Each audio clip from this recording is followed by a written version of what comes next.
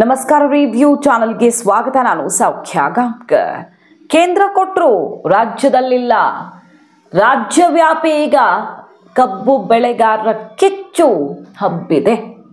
ಇನ್ನು ಕಡಿಮೆ ಪ್ರಮಾಣದಲ್ಲಿ ಅಲ್ಲ, ಪ್ರೊಟೆಸ್ಟ್ ಆಗ್ತಿರೋದಲ್ಲಿ ಬೆಳಗಾವಿಯಲ್ಲಿ ಶುರುವಾಗಿದೆ. ಒಂದು ಜಿಲ್ಲೆಗೆ ಸೀಮಿತವಾಗಿದ್ದು ಇದು ಅನ್ನೋ ರೀತಿಯಲ್ಲಿ ಡ್ಯಾಮೇಜ್ ಕಂಟ್ರೋಲ್ ಮಾಡುವಂತಹ ಪ್ರಯತ್ನ ಪಾಪ ಸರ್ಕಾರ ಮಿನಿಸ್ಟರ್ಗಳು ಮಾಡ್ತಿರಬಹುದು. ಆದರೆ ರಾಜ್ಯದ ಜನಕ್ಕಿದು ಅರ್ಥ ಆಗ್ತಿದೆ. ಎಲ್ಲರ ಸಮಸ್ಯೆ, ಕಬ್ಬು ಬೆಳೆಗಾರರ ಸಮಸ್ಯೆ. ಈ ಹೋರಾಟಕ್ಕೆ ಬೆಳಗಾವಿ, ಬಾಗಲಕೋಟೆ ಅಷ್ಟೇ ಅಲ್ಲ, ಇದು ಇಡೀ ರಾಜ್ಯವ್ಯಾಪಿ ಎಲ್ಲೆಡೆ ವಿಸ್ತರಿಸುವಂತಹ ಸಂಭವ ಕೂಡ ಕಾಣ್ತಿದೆ. ರಾಜ್ಯ ಹೆದ್ದಾರಿ ಸ್ತಬ್ಧವಾಗಿದೆ. ರಾಷ್ಟ್ರೀಯ ಹೆದ್ದಾರಿಯನ್ನೇ ತಡಿತೀವಿ ಅನ್ನುವಂಥ ಬಿಗ್ ಸ್ಟೆಪ್ ತಗೊಳ್ಳೋದಕ್ಕೆ ಈಗ ರೈತರು ಮುಂದಾಗ್ತಿದ್ದಾರೆ. ಇದರ ನಡುವೆ ಅಸಲಿ ಎತ್ತು ನೋಡಿ ಬಟ ಬಯಲಾಗಿದೆ. ಎಫ್ ಆರ್ ಪಿಯನ್ನು ಕೇಂದ್ರ ಸರ್ಕಾರ ನಿಗದಿಪಡಿಸಿದೆ.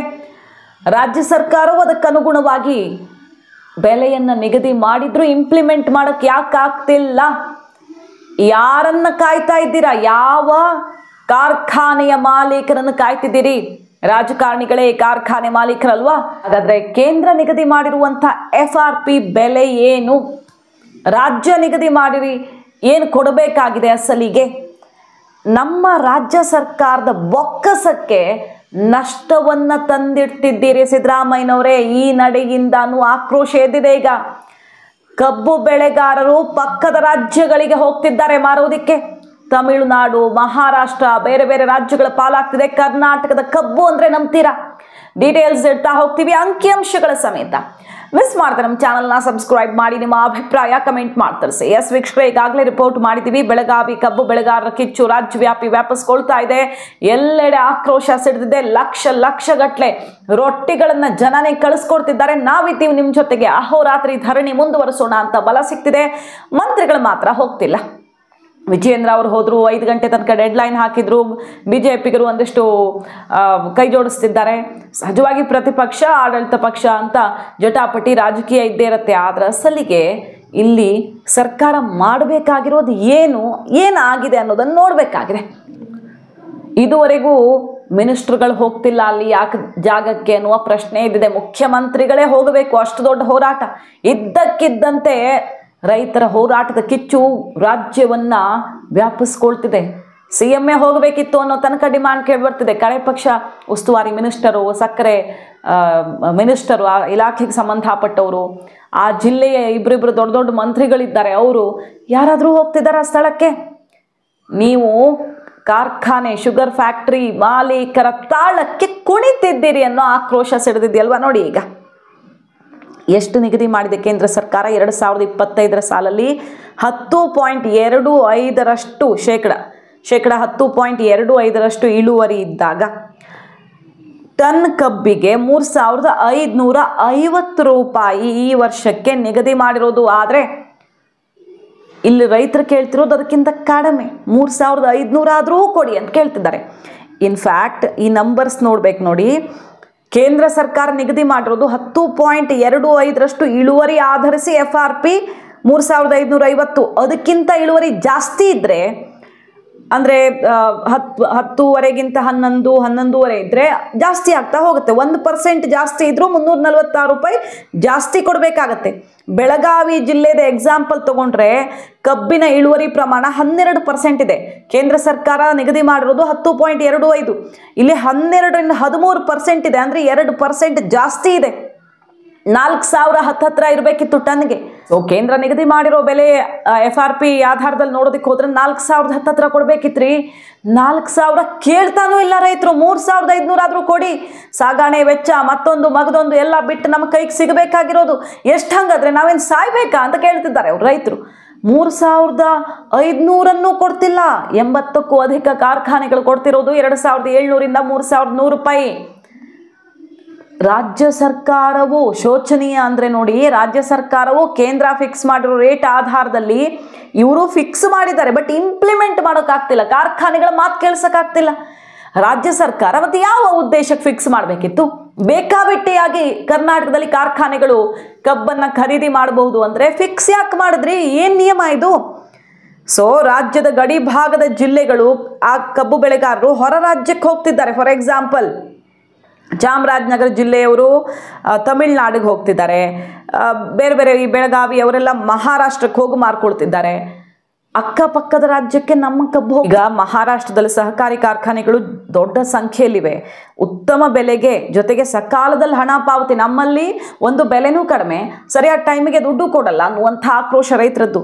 ಸರಿಯಾದ ಟೈಮ್ಗೆ ಕೇಳ್ತಿದ್ದಾರೆ, ತಂದು ಕೊಡಿ ಅಂತಿದ್ದಾರೆ. ಇನ್ನೂ ಡಿಮ್ಯಾಂಡಲ್ಲಿ ಸಿಕ್ಕಾಪಟ್ಟೆ ಡಿಮ್ಯಾಂಡು ಬರ್ತಾ ಇದೆ. ಈಗ ಅಲ್ಲಿಂದ ಮಹಾರಾಷ್ಟ್ರ ಗಡಿಯಲ್ಲಿರೋ ಬಹುತೇಕ ಕಾರ್ಖಾನೆಗಳು ಅಂತಾರಾಜ್ಯ ಅನುಮತಿ, ಮಲ್ಟಿ ಸ್ಟೇಟ್ ಲೈಸೆನ್ಸನ್ನು ಪಡ್ಕೊಂಡೇ ಇರ್ತಾರೆ. ಹಾಗಾಗಿ ರಾಜ್ಯದ ಬಹುಪಾಲು ಸಕ್ಕರೆ ಕಾರ್ಖಾನೆಗಳು ಸ್ಥಳೀಯವಾಗಿ ಬೆಳೆದ ಕಬ್ಬನ್ನು ತಮಗೆ ಮಾರಾಟ ಮಾಡಬೇಕು ಅಂದಾಗ ಬೆಳೆಗಾರರಿಗೆ ಇಲ್ಲಿ ಜಿಲ್ಲಾಡಳಿತ ನಿರ್ದೇಶನ ಕೊಡುತ್ತೆ, ಮತ್ತೊಂದು ಮಾಡುತ್ತೆ. ಬಟ್ ಅವರು ನಮ್ಮ ಲಾಭ, ಅವ್ರ ಜೀವನ ನೋಡ್ಕೊಳ್ಬೇಕಲ್ಲ.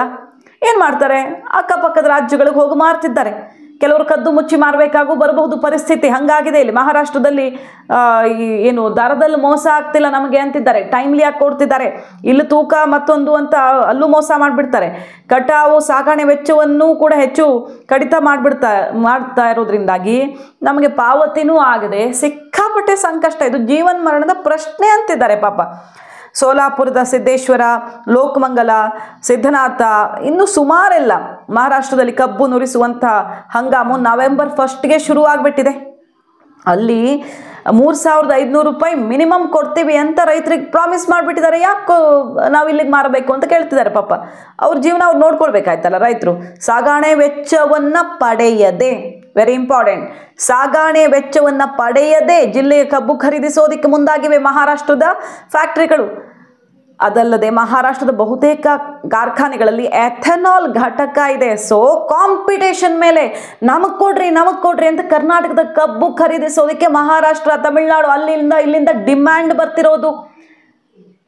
ಅದರಿಂದ ಕರ್ನಾಟಕದ ಬೊಕ್ಕಸಕ್ಕೆ ಎಷ್ಟು ನಷ್ಟ ಆಗುತ್ತೆ, ತೆರಿಗೆ ನಷ್ಟ ಅನ್ನುವಂಥ ಆಕ್ರೋಶ ಒಂದು ಕಡೆ. ರೈತರಿಗೂ ಅನುಕೂಲ ಆಗುತ್ತೆ, ಸರ್ಕಾರಕ್ಕೂ ಅನುಕೂಲ ಆಗುತ್ತೆ, ಎರಡೂ ನಷ್ಟ ಅಲ್ವಾ ಇದು. ಯಾರೋ ಅವರ ವೈಯಕ್ತಿಕ ಹಿತಾಸಕ್ತಿಗೆ ದೊಡ್ಡ ದೊಡ್ಡ ರಾಜಕಾರಣಿಗಳು ಅವ್ರವ್ರ ಶುಗರ್ ಫ್ಯಾಕ್ಟ್ರಿ ಲಾಸ್ ಮಾಡ್ಕೊಳ್ಬಾರ್ದು ಅಂತ ಅವ್ರ ಹಠ. ಈಗ ಫಾರ್ ಎಕ್ಸಾಂಪಲ್ ಲಕ್ಷ್ಮೀ ಹೆಬ್ಬಾಳ್ಕರ್ ಅವ್ರ ಮಾತು ಕೇಳಿ, ಶುಗರ್ ಫ್ಯಾಕ್ಟ್ರಿ ಅವ್ರಿಗೂ ಲಾಸ್ ಆಗಬಾರ್ದು, ರೈತರಿಗೂ ಲಾಸ್ ಆಗಬಾರ್ದು, ಆ ರೀತಿ ಮಾಡ್ತೀವಿ ನಾವು, ಯಾರಿಗೂ ಮೋಸ ಆಗಕ್ಕೆ ಬಿಡಲ್ಲ ಅಂತಿದ್ದಾರೆ. ಸರಿ, ಹಾಗಾದರೆ ನಿಗದಿ ಮಾಡಿರೋ ಅರ್ಥ ಏನು? FRPಯನ್ನು ಕೇಂದ್ರ ನಿಗದಿ ಮಾಡಿದೆ, ಅದಕ್ಕೆ ಬೆಲೆ ಇಲ್ವಾ? ರಾಜ್ಯ ಸರ್ಕಾರವು ಅದೇ ಆಧಾರದಲ್ಲಿ ನಿಗದಿ ಮಾಡಿದೆ ಅನ್ನೋದು ಹೌದಾ ಅಲ್ವಾ? ಇನ್ನೇನು ಶುಗರ್ ಫ್ಯಾಕ್ಟ್ರಿ ಅವ್ರಿಗೆ ನ್ಯಾಯ ಕೊಡಿಸ್ತಾರೆ ಲಕ್ಷ್ಮೀ ಹೆಬ್ಬಾಳ್ಕರ್ ಅವ್ರಿಗೆ? FRP ಅಂದ್ರೆ ಏನು? ನ್ಯಾಯಸಮ್ಮತ ಮತ್ತು ಲಾಭದಾಯಕ ದರ ಅಂತ. ಅದನ್ನ ಕೇಂದ್ರ ಮತ್ತು ಕರ್ನಾಟಕ ರಾಜ್ಯ ಸರ್ಕಾರ ನಿಗದಿ ಆಗಿದೆ ಲಕ್ಷ್ಮೀ ಹೆಬ್ಬಾಳ್ಕರ್ ಅವರೇ. ನೀವು ಈಗ ಕಬ್ಬಿನ ಕಾರ್ಖಾನೆಯವ್ರಿಗೂ ಅನ್ಯಾಯ ಆಗಕ್ಕೆ ಬಿಡಲ್ಲ ಅಂತ ಹೊಸ ನ್ಯಾಯವನ್ನು ಸೃಷ್ಟಿಸೋದಿಕ್ಕೆ ಆಗಲ್ಲ. ನೀವು ನಿಗದಿ ಮಾಡಿದೆ ನಿಮ್ಮ ಸರ್ಕಾರ, ನಿಮ್ಮದೇ ಕಾಂಗ್ರೆಸ್ ಸರ್ಕಾರ ನಿಗದಿ ಮಾಡಿರೋ ದರವನ್ನು ಈಗ ಕೊಡಬೇಕಾಗಿದೆ. 10,000 ರೂಪಾಯಿ ಕೊಡಿ ಅಂತ ಕೇಳ್ತಿಲ್ಲ ಅವರು, 5,000ನೂ ಕೇಳ್ತಿಲ್ಲ, 3,550 ನಿಗದಿ ಮಾಡಿರೋದು. ಇಲ್ಲಿ ಇಳುವರಿ ಜಾಸ್ತಿ ಇರೋದ್ರಿಂದ 4,000 ತನಕ ಕೊಡಬೇಕಿತ್ತು, ಅದನ್ನೂ ಕೇಳ್ತಿಲ್ಲ ಅವರು. 3,500 ಕೇಳ್ತಿದ್ದಾರೆ. ತಾವು ಬೆವರು ಸುರಿಸಿ ಬೆಳೆದಿರೋ ಕಬ್ಬಿಗೆ ನೀವು ಕಾರ್ಖಾನೆಗೂ ಮೋಸ ಆಗಕ್ಕೆ ಬಿಡಲ್ಲ ಅಂತಿದ್ದೀರಿ. ಹಾಗಾದ್ರೆ ರೈತರಿಗೆ ಮೋಸ ಆಗ್ತಿರೋದು ಕಾಣಿಸ್ತಿಲ್ವಾ ನಿಮಗೆ? ರೈತರಿಗೆ ಮೋಸ ಆದ್ರೆ ಪರವಾಗಿಲ್ವಾ? 2,700, 3,000 ಮ್ಯಾಕ್ಸಿಮಮ್ ಬಿಟ್ಟರೆ ಯಾರ್ಯಾರು ಹೆಚ್ಚಿಗೆ ಕೊಡ್ತಿದ್ದಾರೆ ತೋರಿಸ್ತೀರಾ ನೀವು? ಇದು ರೈತರಿಗೆ ಅನ್ಯಾಯ ಆಗಿದೆ ತಾನೇ? ಆಗೋದಕ್ಕೆ ಬಿಡಲ್ಲ ಅಲ್ಲ, ಆಗೇ ಬಿಟ್ಟಿದೆ ಲಕ್ಷ್ಮೀ ಹೆಬ್ಬಾಳ್ಕರ್ ಅವರೇ. ನೀವು ಶುಗರ್ ಫ್ಯಾಕ್ಟ್ರಿ ಓನರ್ಗಳು ತುಂಬ ಜನ ಇದ್ದೀರಾ, ರಾಜಕಾರಣಿಗಳು. ಹಾಗಾಗಿ ನಿಮಗೆ ಅವ್ರ ಕಷ್ಟನೇ ಕಾಣುತ್ತೆ, ರೈತರ ಕಷ್ಟ ಕಾಣಲ್ಲ ಅನ್ಸುತ್ತೆ ಅನ್ನೋ ಆಕ್ರೋಶ ಈಗ ಸಿಡ್ದಿರೋದು. ಬೀದಿಗೆ ಬಂದು ನಿಂತಿದ್ದಾರೆ. ಚಳಿ ಮಳೆ ಅಂತ ನೋಡದೆ ರಸ್ತೆಯಲ್ಲಿ ಊಟ ಮಾಡ್ತಿದ್ದಾರೆ ಪಾಪ. ಹೆಣ್ಮಕ್ಳು, ವಯಸ್ಸಾದವರು ಮನೆ ಬಿಟ್ಟು ಬಂದು ಅಲ್ಲಿ ರಸ್ತೆಯಲ್ಲಿ ಕೂತಿದ್ದಾರೆ. ಯಾಕಂದ್ರೆ ಜೀವನ ನಡೆಸಬೇಕಲ್ಲ, ಅವ್ರಿಗೆ ಅನಿವಾರ್ಯ. ನೋಡಿ, ಲಕ್ಷ್ಮೀ ಹೆಬ್ಬಾಳ್ಕರ್ ಅಥವಾ ಬೇರೆ ಬೇರೆ ಮಿನಿಸ್ಟರ್ಗಳು ತಿಳ್ಕೊಳ್ಬೇಕಿದ್ದಾನೆ. 81 ಕಾರ್ಖಾನೆಗಳು 2025-26 ಅಂದ್ರೆ ಈ ವರ್ಷದ ಸಾಲಿಗೆ ಬೆಳೆಗಾರರಿಗೆ ಮೊದಲ ಕಂತಲ್ಲಿ ಪಾವತಿ ಮಾಡಬೇಕಾದ ದರವನ್ನು ನಿಗದಿಪಡಿಸಿ ಸೆಪ್ಟೆಂಬರ್ 15ಕ್ಕೇನೆ ಆದೇಶ ಹೊರಡಿಸಿದ್ದಾಗಿದೆ.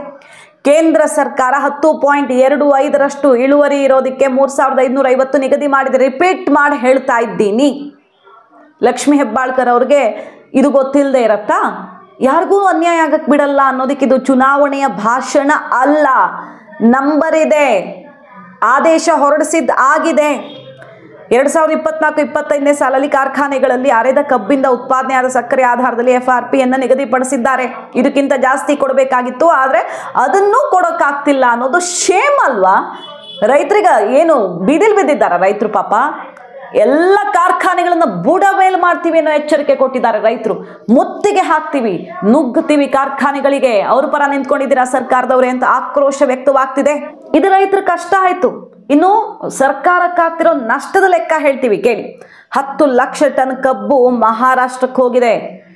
ನೆರೆಯ ಮಹಾರಾಷ್ಟ್ರದೊಂದಿಗೆ ಗಡಿ ಹಂಚಿಕೊಂಡಿರೋ ಬೆಳಗಾವಿ ಜಿಲ್ಲೆಯ ಅಥಣಿ, ಚಿಕ್ಕೋಡಿ, ನಿಪ್ಪಾಣಿ, ರಾಯಬಾಗ, ಕಾಗವಾಡ ತಾಲೂಕಿನ ಹಲವು ರೈತರು ಮಹಾರಾಷ್ಟ್ರದ ಸಕ್ಕರೆ ಕಾರ್ಖಾನೆಗಳಿಗೆ ಕಬ್ಬು ಸಾಗಿಸ್ತಿದ್ದಾರೆ. ಆಲ್ರೆಡಿ 10 ಲಕ್ಷ ಟನ್ ಜಿಲ್ಲೆಯ ಕಬ್ಬು ಮಹಾರಾಷ್ಟ್ರದ ಕಾರ್ಖಾನೆಗಳಲ್ಲಿ ಆಲ್ರೆಡಿ ನುರಿಯುತ್ತಿದೆ. ಜಿಲ್ಲೆಯಲ್ಲಿ 29 ಸಕ್ಕರೆ ಕಾರ್ಖಾನೆಗಳಿದ್ರೂ ಕೂಡ ಮಹಾರಾಷ್ಟ್ರಕ್ಕೆ ಅಪಾರ ಪ್ರಮಾಣದ ಕಬ್ಬು ಸಾಗಾಟ ಆಗ್ತಿದೆ. ಇದರಿಂದ ತೆರಿಗೆ ನಷ್ಟವಾಗಿ ಸರ್ಕಾರಕ್ಕೆ ದೊಡ್ಡ ಹೊಡೆತ ಬೀಳುತ್ತೆ ಅನ್ನುವಂಥ ಅಭಿಪ್ರಾಯ ಕೂಡ ಬರ್ತಿದೆ. ನೋಡಿ, ಇಲ್ಲಿ ತಮಿಳ್ನಾಡಿನಲ್ಲಿ ಅವರು 4,000 ತನಕ ಕೊಡ್ತಿದ್ದಾರೆ. ಸುಮಾರು ಕಾರ್ಖಾನೆಗಳು ಮುಂದೆ ಬಂದಿವೆ 4,000 ತನಕ ಕೊಡೋದಿಕ್ಕೆ. ಹೆಚ್ಚು ಬೆಲೆ ಸಿಗತ್ತೆ ಅಂತ ಚಾಮರಾಜನಗರ ಬಾರ್ಡರ್ ಅವರು ಈ ಕಡೆ ಎಲ್ಲ ತಮಿಳ್ನಾಡಿಗೆ ಸಾಗಿಸ್ತಿದ್ದಾರೆ.